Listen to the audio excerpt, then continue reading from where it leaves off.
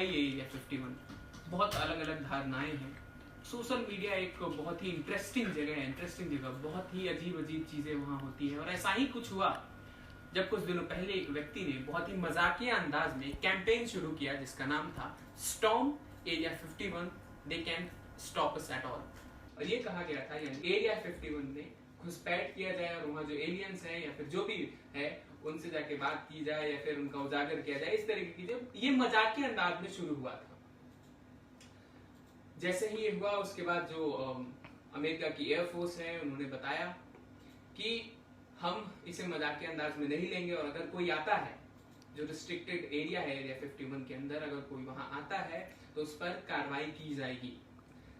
अब आपको बताएं, जैसे ही FBI से भी कुछ बातें सामने आई, जिन्होंने इस कैंपेन को स्टार्ट किया था उसको लेकर, जैसे ही ये बातें सामने आई उसके बाद जिस फेसबुक यूजर ने इसे स्टार्ट किया था इस कैंपेन को, उसे डर लगा, उसे FBI का डर लगा। फिर उसने क्या किया कि इसी कैंपेन को एरिया 51 स्टॉर्म एरिया 51 कैंपेन को एक म्यूजिक फेस्टिवल में तब्दील कर दिया। तो फिलहाल नेवादा में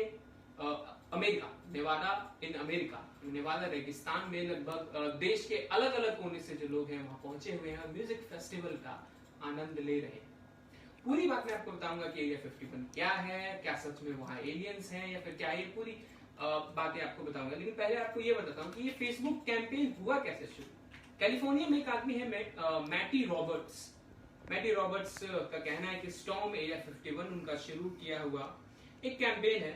उन्होंने कुछ इंटरव्यूज दिए, उसमें उन्होंने कहा कि ये कैंपेन शुरू करने की वजह थी कि बस एक मजाक, लेकिन अब उन्हें जो है FBI से डर लग रहा है, जिसके बाद उन्होंने इसे म्यूजिक फेस्टिवल में तब्दील कर दिया। अब आपको बताते हैं कि ये एरिया 51 है क्या। अमेरिका का एक स्टेट है नेवादा, उसके दक्षिणी हिस्से में है Nevada test and training range. ये अमेरिका एयरफोर्स का ओपनिंग ट्रेनिंग रेंज है।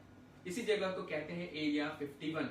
इसका ये नाम कैसे पड़ा ये नहीं मालूम, लेकिन इस जगह से कुछ दूर ही एक छोटा सा शहर है, वहां पर ज्यादा से ज्यादा 100 लोगों की आबादी है। जो हमें हमारे पास डेटा है उस हिसाब से सिर्फ 100 लोगों की आबादी है। उस शहर का नाम है रेचल।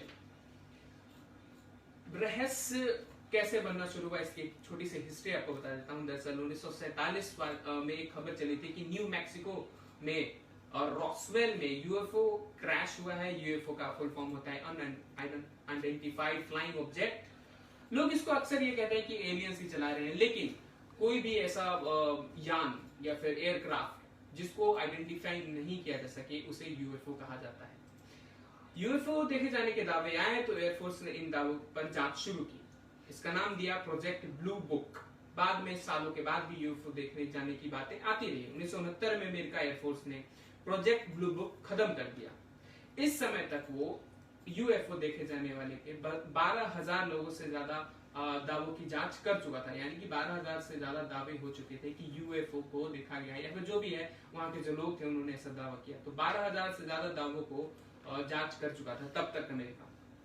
एरिया 51 के आसपास यूएफओ देखे जाने की दावे भी आते रहे। चूंकि इस प्रतिबंधित इलाके में आम लोग नहीं जा सकते और ये 24 घंटे 365 दिन भारी सुरक्षा में रहती थी, तो इस जगह के बारे में कहानियां तो बनती और लोग कहते हैं। कोई भी ऐसी जगह जिसके बारे में ज्यादा लोग नहीं जानते तो अलग अलग राय जो है वो लोग रखते हैं, अलग अलग बातें बताते हैं। कुछ इसी तरीके से यहाँ पर भी हुआ, लोगों ने अलग अलग कहानियां बताई। तो अब आपको बता दें कि कौन सी ऐसी कहानियां हैं जो एरिया 51 को लेकर कही जाती है। सबसे बड़ी कहानी तो ये है कि ऐसा कहा जाता है कि एरिया 51, क्योंकि अमेरिका का एक रिसर्च सेंटर है, ऐसा कहा जाता है कि वहां पर एलियंस यानी कि एलियंस जो दूसरे ग्रह से आए हुए एलियंस है उन पर जांच पड़ताल की जाती है, उनसे कांटेक्ट बनाने की कोशिश की जाती है या फिर और भी अलग अलग चीजें। दूसरा दावा यह है कि अमेरिका जो है एरिया 51 के अंदर टाइम मशीन बनाने की कोशिश कर रहा है, टाइम में आगे जाने की या फिर टाइम में पीछे रहने की कोई एक कवायद कर रहा है, ताकि एक मशीन बनाने की कोशिश कर रहा है ताकि वो जो है किसी भी तरीके से टाइम में आगे पीछे जा सके।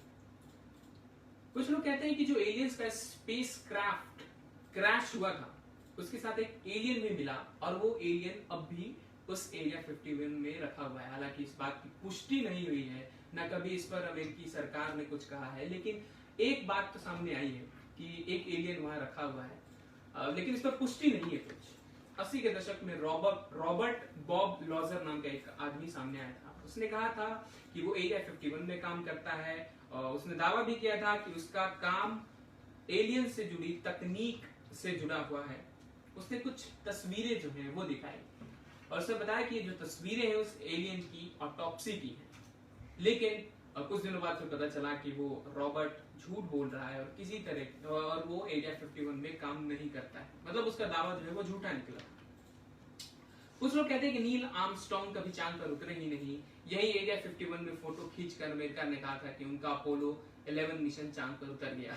हालांकि बड़ा ही हास्यास्पद है ये कि नील आर्मस्ट्रांग की बातों पर भी मजाक बनाया गया।